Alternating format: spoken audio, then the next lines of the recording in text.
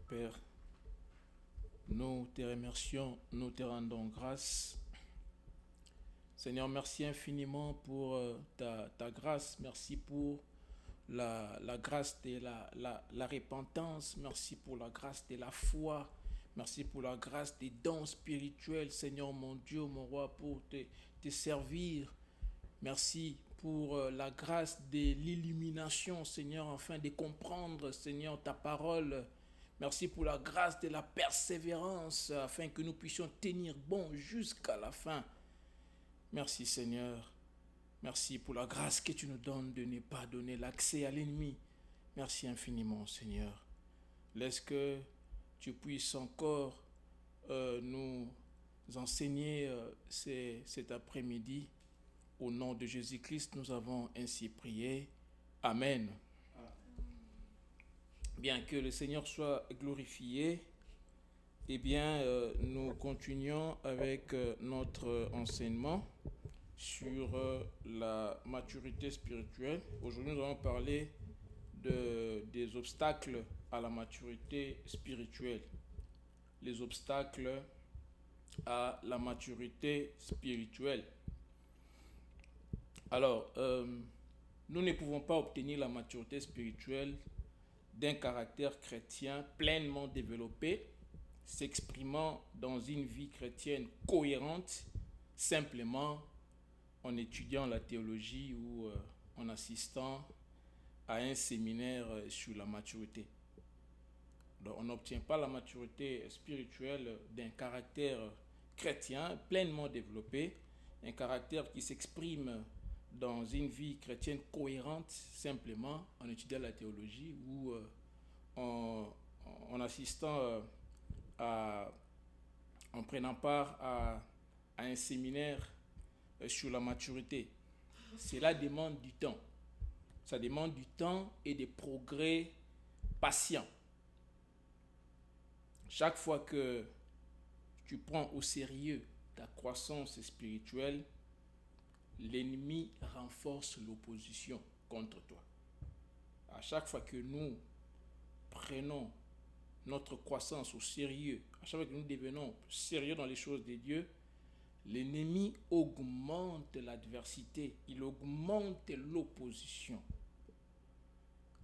La maturité spirituelle ne se développe qu'à l'école du discipulat.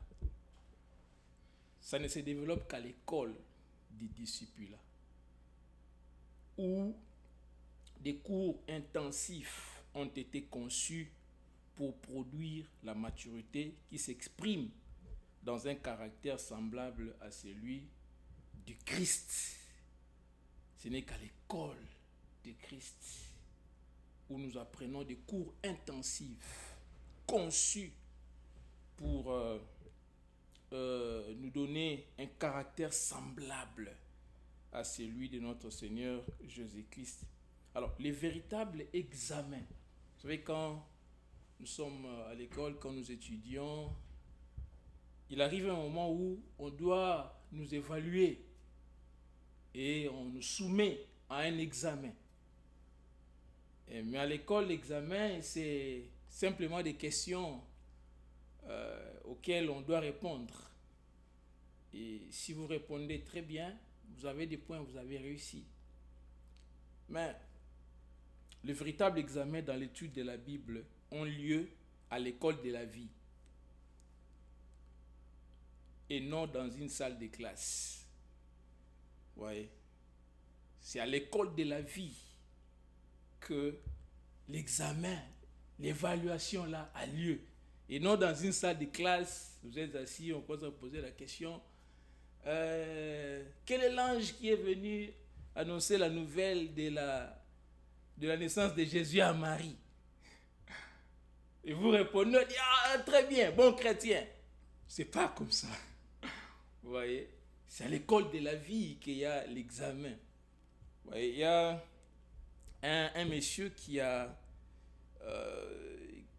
luttait contre l'impatience. Il était tellement impatient qu'il a demandé à Dieu, Seigneur, fais-moi grâce, aide-moi à être patient. Et le matin, il se lève pour aller au boulot. Et il arrive à l'arrêt, il rate son train. Et lorsqu'il a raté le train, il a commencé à se plaindre, il a commencé à critiquer la société des transports, il a commencé à parler dans tous les sens. Et après 50 minutes, un autre train est arrivé. Et pendant qu'il prend place à bord de ce train, l'esprit commence à lui dire, tu as raté l'occasion d'apprendre la patience. Tu as eu 50 minutes pour apprendre la patience, mais tu as loupé cette occasion. Après, il s'est repenti, il a dit, j'ai eu l'occasion. Alors, pourtant j'avais prié, vous voyez, que le Seigneur m'accorde la patience. Mais j'ai échoué au premier test. Vous voyez. Et il y a une dame qui a prié pour que le Seigneur l'aide, pour que le Seigneur puisse l'aider à ne pas avoir un accès à la colère, parce que c'était quelqu'un de très colérique. Et elle a prié pour que Dieu l'aide à ne plus être colérique. Et quand elle s'est rendue au boulot, l'un de ses collègues l'a tellement emmerdé qu'il a perdu son sang-froid et il s'est querellé. Et après, il réalise que non, j'ai manqué l'opportunité de me maîtriser et ainsi de chasser cet accès de colère. Vous voyez? Donc, les examens, ça ne se passe pas dans la salle de classe. Ça ne se passe pas en étant à genoux ou en levant les mains. Les examens, c'est à l'école de la vie. C'est là où les examens à la maturité ont lieu. C'est là où il y a des situations d'adversité, des situations d'opposition. Et nous devons maintenant mettre en pratique les cours que nous avons appris. Vous voyez, auprès du Maître, auprès de notre Seigneur Jésus-Christ. Vous voyez. La croissance spirituelle n'est pas automatique. La maturité chrétienne est quelque chose à laquelle nous devons travailler constamment. C'est quelque chose à laquelle on doit travailler constamment. Nous ne devons pas abandonner. Même quand on n'y arrive pas, on doit continuer à fournir des efforts. Alors, n'abandonnez pas. Vous savez, il y a des douleurs dans l'accouchement. Et il y a aussi des douleurs dans la maturité. Il y a des douleurs dans l'accouchement. On avait lu la fois passée dans le livre de Galates. Galates chapitre 4, verset 19. Galates chapitre 4, verset 19. Mes enfants, pour qui j'éprouve de nouveau les douleurs de l'enfantement, jusqu'à ce que Christ soit formé en vous. Vous voyez, l'apôtre Paul dit aux chrétiens de Galatie que j'éprouve des douleurs d'enfantement afin que Christ soit formé en vous. Nous aussi, les enfants de Dieu, quand nous efforçons pour être semblables à Christ, nous éprouvons les douleurs d'enfantement jusqu'à ce que Christ soit formé en nous. Vous savez, quand on éprouve les douleurs de l'accouchement, on a envie de... Quand une femme accouche, qu'est-ce qu'on lui dit? On l'encourage, on dit continue, pousse, pousse. Et parfois elle crie, elle a envie d'abandonner, mais on l'encourage de pousser les douleurs de l'enfantement. Malgré que tu as mal, mais tu dois pousser parce que les fruits qui vont sortir, ça sera délicieux. Ces fruits vont te faire oublier toutes ces souffrances, toutes ces douleurs. Les fruits que tu vas recueillir, ça ne va laisser aucun regret en toi. Et quand nous fournissons des efforts pour la croissance, on éprouve les douleurs de l'enfantement. Nous allons enfanter un caractère semblable à celui du Seigneur Jésus. Mais pour en arriver là, on souffre et nous devons pousser. On doit pousser. On est fatigué, mais on doit pousser parce que le fruit est délicieux. La mère ne se fatigue pas, même si elle a envie de lâcher, mais elle sait que non, je porte en moi quelque chose de précieux. Alors il faut que cette chose que je porte de précieux puisse sortir. Je porte un enfant. Je porte un enfant. Il doit sortir. Je porte en moi le caractère de Christ, la douceur de Christ, l'amour de Christ, la compassion de Christ. Ça doit sortir. Ça doit sortir. Alors je dois pousser. Malgré l'opposition, malgré la douleur, la fatigue, je dois pousser. Vous voyez? Ne te compromets pas. À cause des difficultés, ne te compromets pas. Ne te compromets pas. Pas de compromission, pas de regrets. Ne te compromets pas. Continue à pousser jusqu'à ce que Christ soit formé en toi. Et nous n'aurons pas parcouru loin cette route avant de découvrir qu'il y a des obstacles et des entraves sur le chemin. Je le répète, et nous n'aurons pas parcouru bien loin cette route, ce chemin de la maturité avant de découvrir qu'il y a des obstacles et des entraves sur le chemin.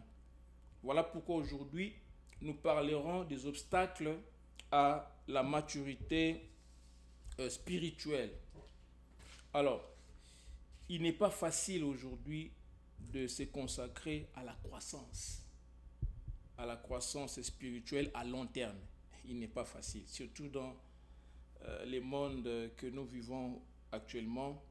C'est pas facile de se consacrer à la croissance spirituelle à long terme. Alors, les chrétiens ont 3 ennemis qui entravent sa croissance spirituelle. Nous avons tous 3 ennemis qui entravent notre croissance spirituelle. Le premier ennemi que nous avons, c'est le monde. Le monde est notre premier ennemi. Bon, je ne l'ai pas classé dans l'ordre, ce n'est pas dans l'ordre d'importance, non, je l'ai classé pêle-mêle, donc ce n'est pas dans l'ordre d'importance. Alors, premier ennemi, nous avons le monde. Le monde, donc la société contemporaine décourage la maturité spirituelle. Le monde est notre premier ennemi. Donc, c'est cette société contemporaine dans laquelle nous vivons décourage la maturité spirituelle. Notre monde est rapide. Notre monde est centré sur les consommateurs. Notre monde est focalisé sur l'image, focalisé sur l'apparence. Notre monde est dominé par les médias, les réseaux sociaux. Notre monde s'est habitué aux réponses immédiates. Ce monde n'encourage pas, cette société n'encourage pas les disciplines lentes qui produisent les caractères. Au contraire, nous sommes encouragés à devenir des répliques des icônes de notre temps. On nous encourage à devenir des répliques des icônes, des vedettes, des stars, à copier des gens qui vivent dans l'immoralité. sommes encouragés à devenir, on les appelle même des idoles. Oh non, tel chanteur, c'est mon idole. Alors que l'idolâtrie, c'est un péché. Mais dans le langage mondain, les gens appellent des personnes qu'ils admirent leurs idoles.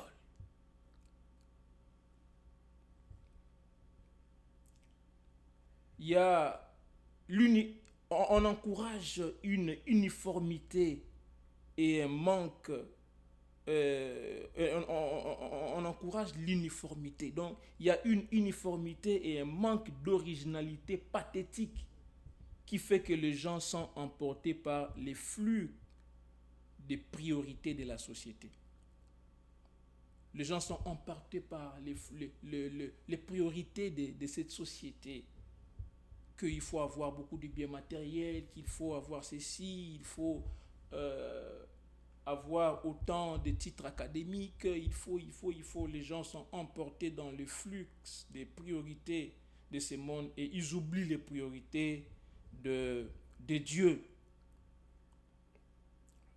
Et Jacques, prenons Jacques chapitre 4, verset 4.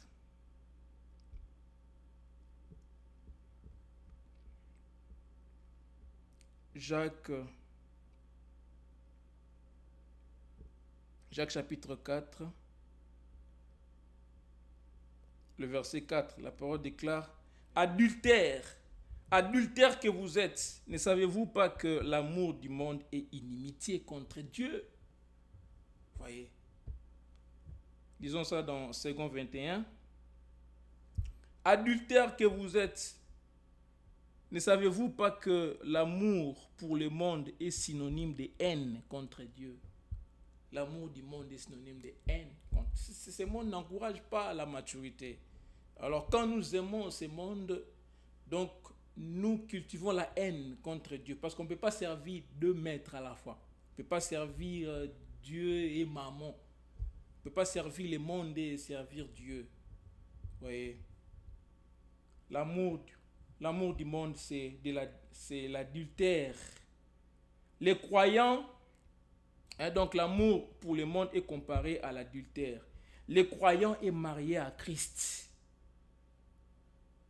Le croyant est marié à Christ. Nous sommes mariés à Christ en tant que croyants.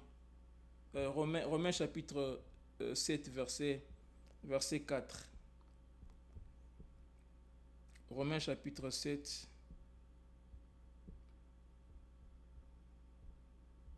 Le verset 4. Eh bien, la parole déclare: de même, mes frères et sœurs, vous aussi, vous avez été mis à mort par rapport à la loi à travers les corps de Christ pour appartenir à un autre, à celui qui est ressuscité, afin que nous portions du fruit pour Dieu. Nous avons été mis à mort. Nous avons été mis à mort par rapport à la loi à travers les corps de Christ pour appartenir à Christ. Pour lui appartenir. Nous sommes mariés à Christ. Les croyants sont mariés à Christ. Et nous devons lui être fidèles. Nous devons lui être fidèles. Alors, tous les systèmes de choses dans notre société est anti-Christ et anti-Dieu. Le système de ce monde est anti-Christ. Et c'est anti-Dieu. Tout va dans le sens contraire des valeurs bibliques. Le monde est l'ennemi de Dieu. Quiconque veut être ami du monde ne peut pas être ami de Dieu. Entouré de pression, beaucoup de gens, surtout les jeunes, trouvent difficile de résister. On est entouré de pression. Les pressions de toutes parts. Et on a du mal, surtout les jeunes, ont du mal à résister. Nous devons nous efforcer à nous consacrer aux influences de l'évangile contre-culturel qui remporteront des dividendes spirituels à long terme.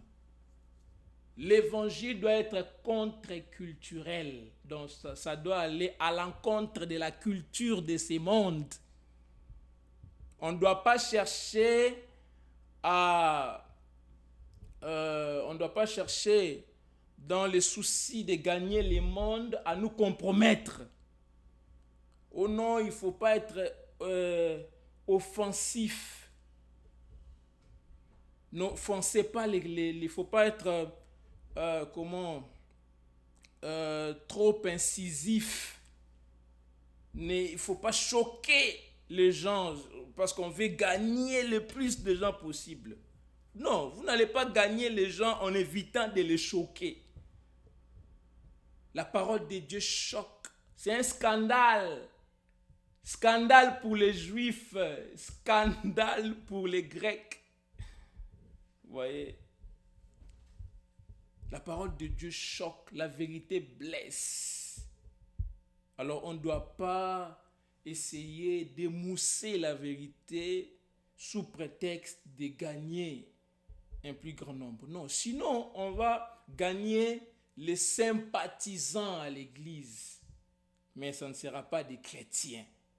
Vous voyez, raison pour laquelle on a beaucoup de problèmes à l'église où il y a un manque criant de sérieux dans la vie chrétienne, dans la vie de beaucoup de gens, le manque de sérieux dans leur style de vie. Donc, nous devons nous consacrer aux influences de cet évangile qui est contre-culturel et qui rapporteront des dividendes spirituels à long terme. Aujourd'hui, on peut avoir l'impression que on est en train de perdre du temps, tout ça, et on n'a pas de dividendes immédiats, mais la récompense est là. La récompense est là. Ne sacrifions pas les futurs sur l'autel du présent, sur l'autel de l'immédiateté. Dans ce monde, les gens ne veulent plus attendre. Les gens sont pressés, ils veulent les résultats tout de suite. Alors que ce résultat-là sont mortifères parce que ça produit la mort. Mais si nous voulons avoir de bons dividendes, nous devons être patients parce que Dieu est le rémunérateur de ceux qui le cherchent. Dieu va nous rémunérer. La rémunération, ce n'est pas ici. La rémunération, ce n'est pas ici. Ici, Dieu nous bénit dans sa providence. Il nous fait grâce, mais ce n'est pas la rémunération. La rémunération, c'est un salaire. Ça veut dire que Dieu nous a sauvés par grâce, mais il va nous rémunérer par les œuvres. Le salut, c'est par grâce. Mais quand nous serons au ciel, Dieu va maintenant rémunérer chacun de nous par rapport aux œuvres que nous avons posées alors que nous étions encore sur la terre. La rémunération, ce n'est pas ici sur la terre. Tout ce que nous avons ici, Dieu nous donne par grâce. La rémunération, c'est un salaire. Nous ne méritons rien parce qu'on méritait l'enfer. Si Dieu veut nous donner ce qu'on mérite, il doit nous donner là. On doit aller en enfer.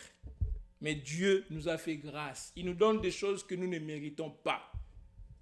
Et il nous appelle maintenant à appliquer les œuvres qu'il a préparées d'avance pour que nous les accomplissions. Maintenant, en appliquant ces bonnes œuvres-là, là au ciel, nous aurons la rémunération. Parce qu'il est le rémunérateur de ceux qui le cherchent. Vous voyez? Beaucoup pensent que Dieu agit seulement dans les miracles. Dieu agit aussi dans la providence. Dieu agit dans la loi de la nature. Vous voyez? Maintenant, les gens, lorsqu'ils ne voient pas le surnaturel, ils pensent que Dieu n'agit pas. Dieu agit dans la providence. Il n'agit pas que dans les miracles. Il agit aussi dans la providence, dans la loi, dans les lois qu'il a établies. Il pourvoit nos besoins. Il organise les circonstances, car il est le maître des temps et des circonstances. Mais il agit aussi dans le miracle, là où il change les lois que lui-même a établies. Parce que le miracle, c'est le surnaturel. C'est quand Dieu change les lois qu'il a lui-même établies pour un moment. Là, c'est le miracle. Et le plus grand miracle, c'est la résurrection. Dieu nous a ressuscités. On était morts, il nous a ressuscités, il nous a rendus à la vie. Et c'est ça le plus grand miracle. Et comme nous sommes vivants, nous pouvons maintenant faire des œuvres. Parce qu'il nous a rachetés, nous a donné la vie. Et là-haut, dans son tribunal, ça sera pour nous rémunérer. Le tribunal des gens de ce monde, ça sera pour la condamnation. Mais nous, notre tribunal sera pour la rémunération. Vous voyez, c'est ce que Daniel nous dit, non? Il y aura ceux qui vont briller comme le ciel seulement. Et d'autres vont briller comme des étoiles. On aura la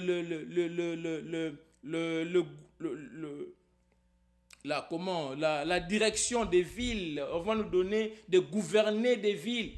D'autres auront 2 villes, d'autres 10 villes, ainsi de suite. D'autres 5, d'autres 10 villes. Ça sera conformément à ta fidélité. Et nous devons aspirer à ça. Ouais, parce que ça sera pour l'éternité. Ne nous laissons pas distraire avec des choses éphémères de ce monde. Mais nous devons fixer nos regards vers des choses qui comptent vraiment. Ces choses ici ne comptent pas. Ça ne compte, ça n'a pas une commune mesure avec les choses qui nous attendent, les choses que Dieu prépare pour nous. Ça n'a pas une commune mesure. Alors nous devons nous focaliser sur ces choses-là parce que ça a une valeur éternelle. Vous voyez? Alors, si nous voulons être des chrétiens matures, nous ne devons pas nous laisser dominer par la soif de satisfaction immédiate. Donc, nous devons résister aux pressions de l'époque qui nous pressent à nous conformer à son moule. On doit résister à ces pressions le monde nous presse à nous conformer à son moule. Mais nous devons résister à toutes ces pressions. Alors, les divertissements vers lesquels ce monde est orienté a influencé même certains milliers chrétiens. Nous assistons à un manque de sérieux, comme je l'avais dit, dans le style de vie de beaucoup de chrétiens. Vous voyez, prenons Hébreux chapitre 5, versets 12 à 14.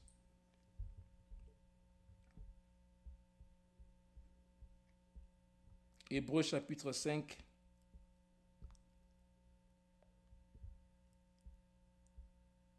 verset 12 à 14. Eh bien, j'ai lu le nom du Seigneur. La parole déclare, « Alors, vous devriez avec le temps être des enseignants, alors que vous devriez avec le temps être des enseignants, vous en êtes au point d'avoir besoin qu'on vous enseigne les éléments de base de la révélation de Dieu. Vous en êtes arrivé à avoir besoin du lait et non d'une nourriture solide. Or, celui qui en est au lait est inexpérimenté dans la parole de justice, car il est un petit enfant. Mais la nourriture solide est pour les adultes, pour ceux qui, en raison de leur expérience, ont le jugement exercé à discerner ce qui est bien et ce qui est mal. » Ici, l'apôtre Paul exprime sa déception à l'égard des chrétiens de l'église de l'Éphèse. Vous voyez, normalement, il dit qu'avec tout le temps que vous avez passé, avec tout le temps que vous avez été exposé à l'enseignement de la parole, vous devriez devenir des enseignants. Mais malheureusement, vous Vous êtes restés des bébés. Donc, on ne peut pas vous enseigner des choses solides. On doit vous enseigner les choses rudimentaires. Voyez. Parce que vous n'êtes pas sérieux dans votre engagement au Seigneur, dans votre style de vie. Vous n'êtes pas sérieux. Le résultat, c'est quoi lorsqu'on n'est pas sérieux? Le résultat est que la connaissance de Dieu qui transforme la vie et qui forge les caractères est mise de côté. Voyez, quand on n'est pas sérieux dans les choses de Dieu, la connaissance de Dieu qui transforme la vie et qui forge les caractères est mise de côté. Nous perdons de vue la véritable connaissance de Dieu saint. Et nous remplissons, quand on perd de vue la véritable connaissance de Dieu, on remplit la vie par des fausses dévotions. Et nous prenons des idoles dans notre cœur. Il y a beaucoup de gens qui viennent à l'église, ont des fausses dévotions et leur cœur est rempli des idoles. L'idole de l'argent, l'idole du travail, du mariage, du succès, et ainsi de suite. Ils accordent beaucoup d'importance au travail, à l'argent, au mariage, au succès, aux études, tout ça qu'à Dieu. Vous voyez, tout ce qui prend la place de Dieu, c'est une idole. Le cœur, c'est une fabrique des idoles. Donc une usine des idoles. Notre cœur, ça fabrique des... Si on ne prend pas attention, si on ne fait pas attention, notre cœur va fabriquer des idoles. Écoutez ce que Ézéchiel dit aux enfants d'Israël dans Ézéchiel chapitre 14, verset 16. Ézéchiel chapitre 14, verset 16. Verset 6, excusez-moi.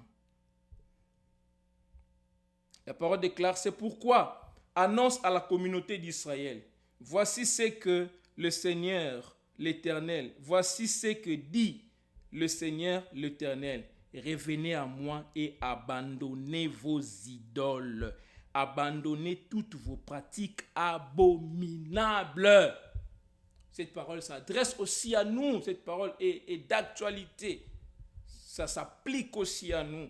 Dieu nous dit de revenir à lui et d'abandonner nos idoles. Abandonnez toutes vos pratiques abominables. Voyez, je recherchais la vraie connaissance du Dieu saint. Alors, ça c'est le premier ennemi qui est le monde. Le premier ennemi de notre croissance. Le premier ennemi qui entrave la maturité, c'est le monde. Deuxième ennemi, c'est la chair. Deuxième ennemi, c'est la chair. Jacques chapitre 4, verset 1. Jacques chapitre 4, verset 1. D'où viennent les conflits et d'où viennent les luttes parmi vous? N'est-ce pas de vos passions qui combattent dans vos membres? Voyez, deuxième ennemi, c'est la chair.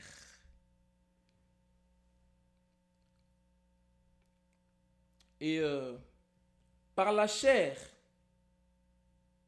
Jacques entend vieille nature que nous avons hérité d'Adam, de notre père Adam, et qui est enclin au péché. La chair n'est pas le corps. La chair n'est pas le corps. Le corps n'est pas pécheur. Le corps n'est pas pécheur. Le corps est neutre. L'esprit peut utiliser le corps pour glorifier Dieu, ou la chair peut utiliser le corps pour pécher. La chair, c'est la nature pécheresse qu'on a héritée d'Adam. La nature pécheresse, cette nature qui est affectée par les péchés. Mais la chair, ce n'est pas le corps. La chair, c'est le mind qui est corrompu. Le corps est neutre. si le corps est conduit, si l'esprit de la personne, si la personne est conduite par le Saint-Esprit, l'esprit va utiliser son corps pour la gloire de Dieu. Mais lorsqu'on est conduit par la chair va utiliser le corps pour les péchés. Mais la chair n'est pas le corps. La chair, c'est la nature pécheresse, la nature corrompue, les minds corrompus, l'intelligence corrompue par les péchés, entachée par les péchés. C'est ça la chair. Quand un pécheur donne sa vie au Seigneur Jésus, il reçoit une nouvelle nature dans son être intérieur. Voyez? Maintenant, quand vous recevez le Seigneur Jésus, vous recevez une nouvelle nature. Vous recevez une nouvelle nature. Le vieil homme est mort. Et vous recevez maintenant une nouvelle nature. La chair, c'est le vieil homme. Le vieil homme. Et lorsqu'on reçoit le Seigneur Jésus, on reçoit une nouvelle nature. Parce que le vieil homme est mort. Le vieil homme est mort parce que nous sommes maintenant rendus à la vie. Nous avons maintenant la vie Zoé, la vie de Dieu. Donc on est mort dans les péchés avec le Seigneur Jésus-Christ et on a ressuscité avec lui pour vivre en nouveauté de vie. Donc on a une nouvelle nature. Mais les résidus du vieil homme ou de la vieille nature restent. Il y a les résidus qui restent. Ça ne part pas totalement. Il y a les résidus qui restent. Et c'est pour cette raison-là qu'il y a une bataille à l'intérieur. Parce qu'il y a les résidus de la chair qui est resté.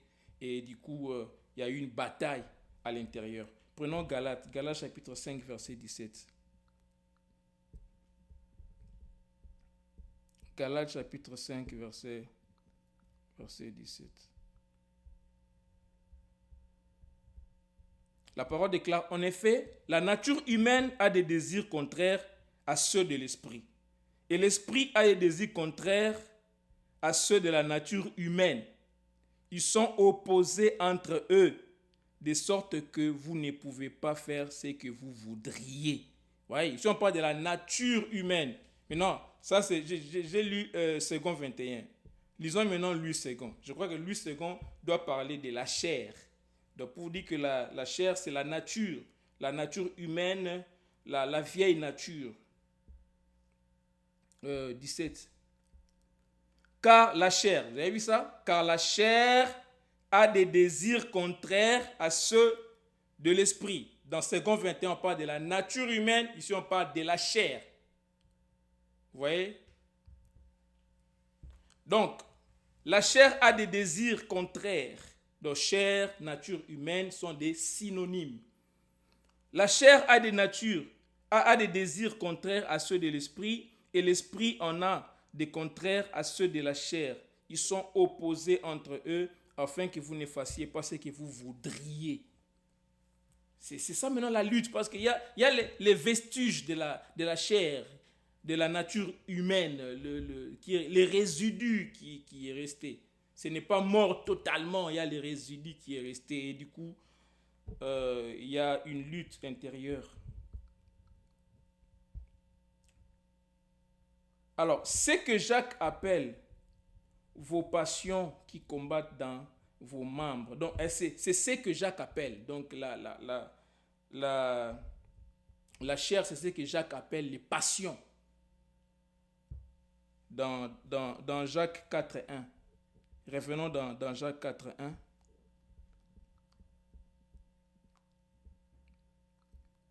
Jacques 4.1. Il dit que d'où viennent les luttes et d'où viennent les querelles parmi vous? N'est-ce pas de vos passions qui combattent dans vos membres? Voilà. Jacques appelle ça les passions. C'est ça, la chair, la vieille nature, la nature humaine. Alors, marcher par la chair signifie attrister le Saint-Esprit de Dieu qui vit en nous. quand on marche dans la chair ou par la chair, on attriste le Saint-Esprit. Tout comme le monde est l'ennemi de Dieu le Père, ainsi la chair est l'ennemi de Dieu le Saint-Esprit. Le monde est l'ennemi de Dieu le Père, la chair est l'ennemi de Dieu le Saint-Esprit qui vit en nous. Vivre pour plaire à la chair veut dire déclarer la guerre contre Dieu. Lorsqu'on vit pour plaire à la chair, on déclare la guerre. On déclare la guerre contre Dieu. Parce que Dieu nous a sauvés pour vivre en nouveauté de vie.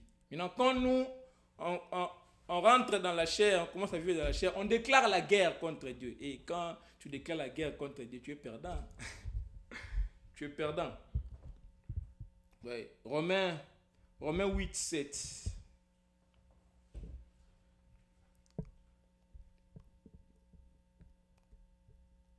Romains chapitre 8, verset 7. Car l'affection de la chair est inimitié contre Dieu. Vous avez vu ça? L'affection de la chair est inimitié contre Dieu parce qu'elle ne se soumet pas à la loi de Dieu et qu'elle ne le peut. Pardon? Il y a 8, 17. Hein? Romains 8, 7. Pas 17, 7. Romains 8, 7. Romains 8, 7. Car l'affection de la chair est inimitié contre Dieu parce qu'elle ne se soumet pas à la loi de Dieu et qu'elle ne le peut même pas. Voyez. Alors, permettre à la chair de contrôler l'intelligence ou le mind, c'est perdre la bénédiction de la communion avec Dieu. Quand tu permets à la chair, donc quand tu t'affectionnes aux choses de la chair, quand tu permets à la chair de contrôler ton intelligence, de contrôler ton mind, tu perds la bénédiction de la communion avec Dieu. Tu perds la paix. C'est ce qu'on voit au verset 6. L'affection de la chair, c'est la mort, tandis que l'affection de l'esprit, c'est la vie et la paix. Vous avez vu ça? Romains 8, 6. Donc quand on permet à la chair de contrôler notre intelligence, de contrôler notre vie, on perd la bénédiction de la communion avec Dieu, c'est la paix. Vous savez, quand on est en communion avec Dieu, on a la paix. Hein? On a la conscience tranquille, on a la paix. On a l'assurance du salut. Mais quand vous marchez dans la désobéissance, vous perdez la paix. Vous ne perdez pas le salut, mais vous perdez la paix, vous perdez l'assurance. Vous n'avez plus l'assurance. Vous perdez la paix, vous perdez l'assurance. Vous sentez la culpabilité, l'angoisse, tout ça. Voyez, vous perdez cette bénédiction de la communion avec Dieu. Quand on est en communion avec Dieu, on a la paix et on a la vie. Vous savez, vivre, c'est quoi? Vivre, c'est montrer au monde ce que Dieu est. Parce qu'on a été créé par lui et pour lui. Ce que Dieu est, donc montrer au monde l'amour de Dieu, la compassion de Dieu, la miséricorde de Dieu, la charité de Dieu. Là, vous vivez. Mais si vous ne montrez pas ces choses, vous existez. Vous ne vivez pas, mais vous existez. Ouais, donc vous n'avez pas la vie de Dieu. Mais quand vous vivez, vous démontrez le caractère de Dieu parce qu'on a été créé pour vivre pour sa gloire. Alors, troisième ennemi. Troisième ennemi, c'est le diable. Troisième ennemi, c'est le diable. Jacques 4.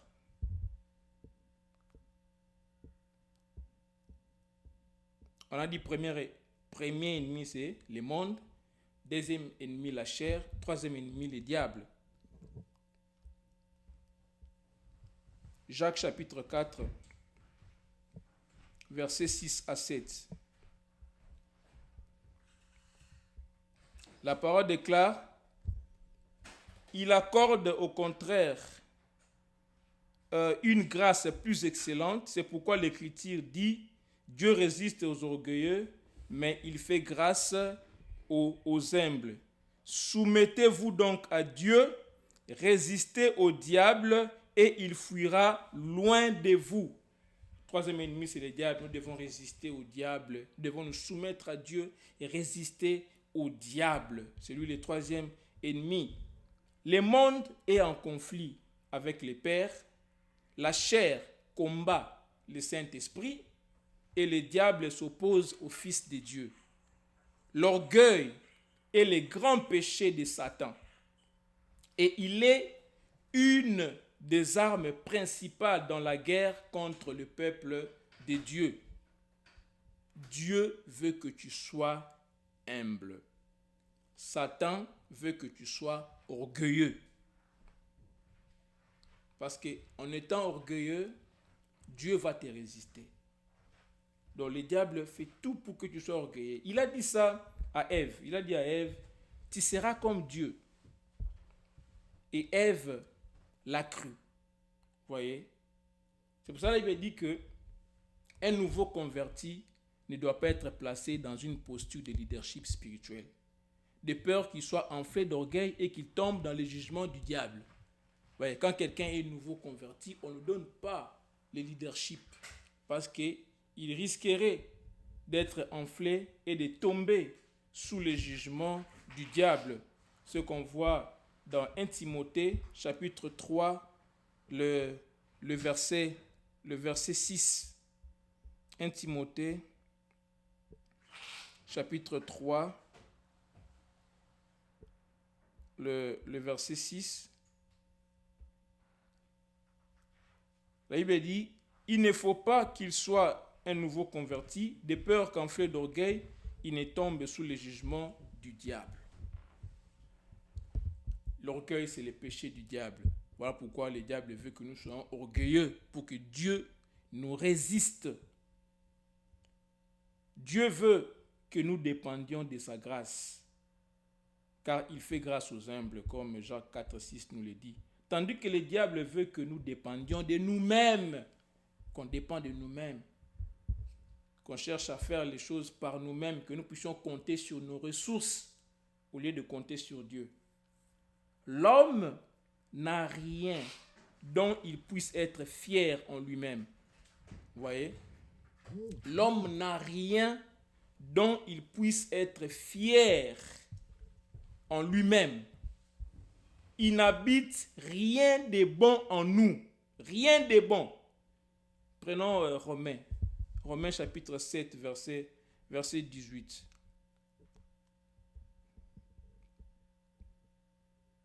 Romains chapitre 7, verset 18. La parole déclare, « Ce qui est bon, je le sais, n'habite pas en moi, c'est-à-dire dans ma chair. J'ai la volonté, mais non le pouvoir de faire le bien. » Voyez? Donc, l'homme n'a rien dont il puisse être fier en lui-même. Il n'habite rien de bon en l'homme. Voyez? Les biens n'habitent pas en nous. On a la volonté, mais non le pouvoir de faire le bien. Lisons 1 Timothée, chapitre 2 Timothée, chapitre 1. On va lire le verset 6, on lira aussi le verset 14. 2 Timothée, chapitre 1, verset 6 nous dit, « C'est pourquoi je t'exhorte à ranimer les dons de Dieu que tu as reçus par l'imposition de mes mains. » Et le verset 14 nous dit, « Garde les bons dépôts par le Saint-Esprit qui habite en toi. » Eh bien, nous exhorte à ranimer les dons qu'on a reçus de Dieu.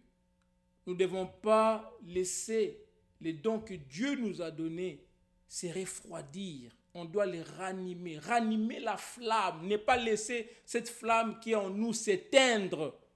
Voyez, qu'est-ce que Jésus-Christ a dit à l'église d'Éphèse? La lettre que Jésus a envoyée à l'église d'Éphèse par l'entremise de l'apôtre Jean. Jésus-Christ a dit à l'église d'Éphèse que ce que j'ai contre toi. D'ailleurs, il a commencé par faire des éloges à l'église d'Éphèse. Tu as réduit au silence les faux prophètes, les faux apôtres, des gens qui se faisaient passer pour apôtres, mais qui ne l'étaient pas. Qui ne l'étaient pas. Tu ne t'es pas laissé berner par eux, mais tu t'es opposé à eux. Mais ce que j'ai contre toi, c'est que tu as abandonné ton premier amour. C'est ça que Jésus a dit à l'église d'Éphèse. Tu as abandonné ton premier amour. Alors Dieu veut que nous puissions ranimer. Les diables cherchent à ce que nous puissions abandonner le premier amour. Dieu nous exhorte à ranimer cette flamme qui est en nous et à garder les bons dépôts, les dépôts du Saint-Esprit qui est en nous. À garder les dépôts. Alors, en conclusion, je vais dire, voilà donc 3 ennemis qui entravent notre croissance spirituelle. On a parlé de 3 ennemis qui entravent la croissance spirituelle. C'est le monde, la chair et le diable. Ces ennemis sont les vestiges de notre ancienne vie des péchés. Voyez, ces ennemis sont les vestiges. Nous avons dit que quand on reçoit le Seigneur Jésus-Christ, on reçoit une nouvelle nature. La chair est mise à mort, mais elle n'est pas morte complètement. Il y a les résidus qui restent, les vestiges qui restent. Donc, la chair, le monde et les diables, ces ennemis sont les vestiges de notre ancienne vie des péchés. Lisons Éphésiens chapitre 2, versets 1 à 3. Éphésiens chapitre 2, versets 1 à 3. Je lis le nom du Seigneur. Vous étiez morts par vos offenses et par vos péchés, dans lesquels vous marchiez autrefois, selon les trains de ce monde, selon les princes de la puissance de l'air, de l'esprit qui agit maintenant dans les fils de la rébellion. Nous tous aussi, nous étions de leur nombre, et nous vivions autrefois selon les convoitises de notre chair, accomplissant les volontés de la chair et de nos pensées, et nous étions par nature des enfants de colère comme les autres. Voyez. Donc, on ne doit pas nous leurrer. Hein? La chair n'est pas totalement morte. Nous avons dit la chair n'est pas le corps. La chair, c'est la vieille nature. Le corps est naître. Le corps n'est pas pécheur, le corps est naître.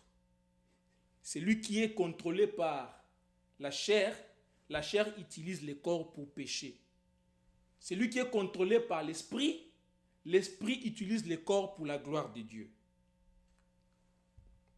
Alors, ne devons pas nous leurrer, croire que non, la chair est là. Il y a les restes, les résidus, les vestiges, et qui font la guerre au désir de l'esprit. Et nous devons rester vigilants, nous devons ranimer la flamme qui est en nous, afin que nous ne puissions pas abandonner notre premier amour. Vous voyez. Christ nous a délivrés de ses ennemis, mais il continue de nous attaquer.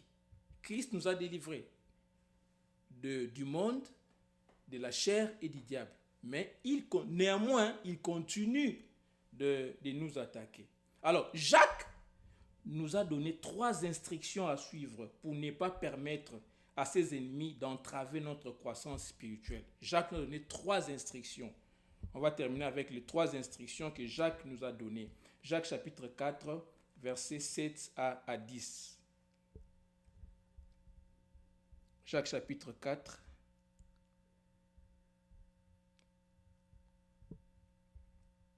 versets 7 à 10. J'ai le nom du Seigneur. Soumettez-vous donc à Dieu. Résistez au diable et il fuira loin de vous. Approchez-vous de Dieu et il s'approchera de vous. Nettoyez vos mains, pécheurs. Purifiez vos cœurs, hommes irrésolus. Sentez votre misère. Soyez dans le deuil et dans les larmes. Que votre rire s'échange en deuil et votre joie en tristesse. Humiliez-vous devant le Seigneur, il vous élèvera. On a 3 instructions que Jacques nous donne dans ces passages. 1. Soumettez-vous à Dieu. 2. Approchez-vous de Dieu. 3. Humiliez-vous devant le Seigneur. Je reprends. 1. Soumettez-vous à Dieu. Nous devons nous soumettre à Dieu. Quand tu te soumets à Dieu, tu vas résister au diable. La soumission inconditionnelle est le seul moyen de remporter une victoire complète. Parce que s'il y a un domaine de la vie, un domaine de ta vie tenu à l'écart de Dieu, il y aura toujours des batailles.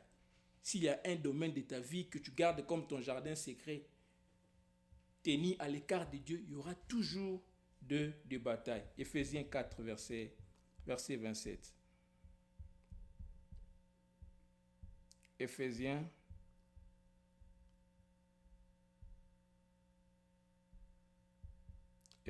4, verset 27. Eh bien, la parole déclare: et ne donnez pas accès au diable. Voyez, résistez au diable. Ne donnez pas. Donc, se soumettre à Dieu signifie ne pas donner l'accès au diable. Ne donnez pas l'accès au diable. La soumission, c'est dire, pas ma volonté, mais que la volonté de Dieu soit faite. C'est ça la soumission. Refuser de faire sa volonté afin de faire la volonté de Dieu. Deuxième instruction que Jacques nous donne pour ne pas permettre à ces trois ennemis d'entraver notre marche spirituelle, notre maturité ou notre croissance spirituelle. Deuxième instruction, c'est de nous approcher de Dieu. Comment on s'approche de Dieu? En confessant nos péchés et en demandant sa purification. Nous devons nous approcher de Dieu en confessant nos péchés, en demandant la purification. Toujours, même quand on a péché, nous devons nous approcher de Dieu pour confesser nos péchés. Voyez, la Bible dit que celui qui garde ses transgressions ne progresse pas, n'est-ce pas? Ne prospère pas. Mais celui qui les avoue et les délaisse, il obtient miséricorde. Alors, troisième instruction, humiliez-vous devant le Seigneur. L'humilité, humiliez-vous. Si je pose la question, qui n'est pas orgueilleux ici? Qui peut prétendre de ne pas être orgueilleux? Ah, heureusement, personne n'a levé les mains. Nous sommes tous orgueilleux. Moi, les premiers. Tous orgueilleux. Alors nous devons lutter contre l'orgueil en nous humiliant devant le Seigneur. Il est possible de se soumettre extérieurement et pourtant de ne pas être humilié à l'intérieur. Il y a des gens qui peuvent se soumettre à l'extérieur, vous sentez comme s'il est soumis à Dieu. Mais à l'intérieur, il n'est pas soumis à Dieu. Alors on va lire 3 passages pour conclure, non 4 même, pour conclure. Alors, prenons Proverbe chapitre 6.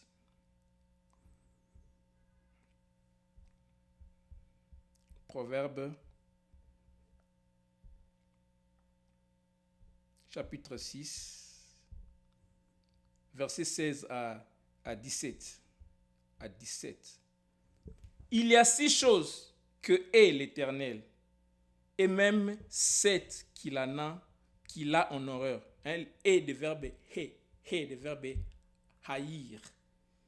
Il y a 6 choses que hait l'Éternel, et même 7 qu'il a en horreur. Les yeux hautains, voyez, les yeux hautains. Les gens qui ont des yeux hautains, qui voient les autres au-dessus de, en dessous de lui. Donc il a une haute opinion de lui-même et il regarde tout le monde du haut de son estrade.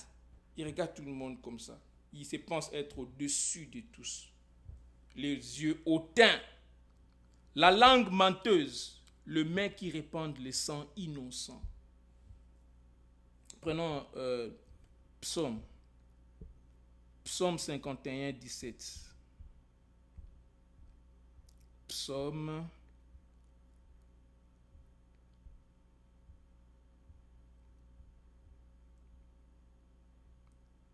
51, Psaume chapitre 51, le verset 17.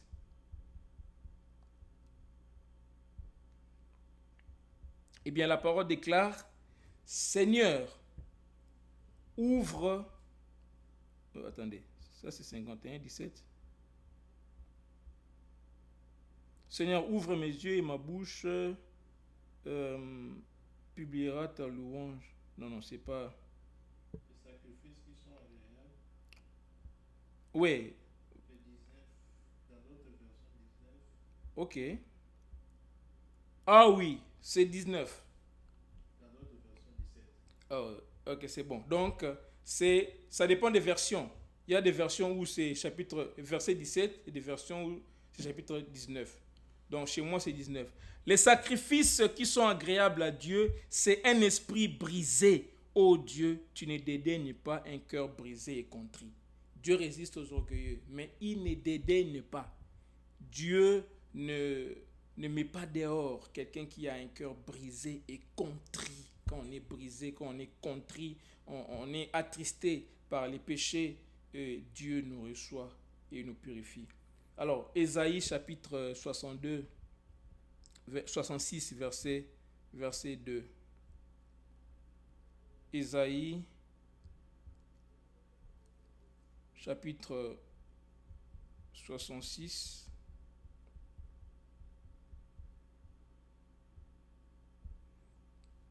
Le verset 2. Toutes ces choses, ma main les a faites, et toutes ont reçu l'existence, dit l'Éternel. Voici sur qui je porterai mes regards. Sur celui qui souffre et qui a l'esprit abattu, sur celui qui craint ma parole. Voyez, Dieu dit, voici celui sur qui je porte mes regards. C'est lui qui souffre. Qui souffre à cause de quoi? À cause du péché, qui regrette son péché et qui l'abandonne, qui a l'esprit abattu. Et non celui qui défend le péché. Il y a des gens, à cause de l'amour du sexe, ils défendent le péché. Pour vivre dans l'impudicité, pour vivre dans le péché, ils défendent ça. Mais celui qui souffre, celui qui a l'esprit abattu, sur celui-là, celui qui craint Dieu, sur celui-là, Dieu a son regard. Celui qui craint la parole. Et dernier passage, Psaume chapitre 34, verset 18. Psaume chapitre 34.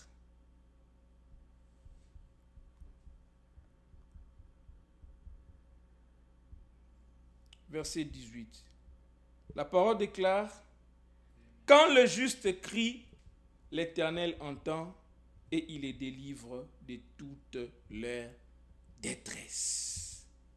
Crions à l'Éternel qu'il nous aide à ne pas donner l'accès à l'ennemi, à ne pas permettre à ces trois ennemis d'entraver notre croissance spirituelle, à ne pas donner l'accès à l'ennemi.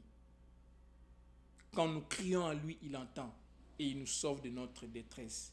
Eh bien, nous allons prier. Nous allons dire à Dieu de nous aider, de ne pas permettre à ces trois ennemis qui sont le monde, la chair et le diable d'entraver notre marche spirituelle, d'entraver notre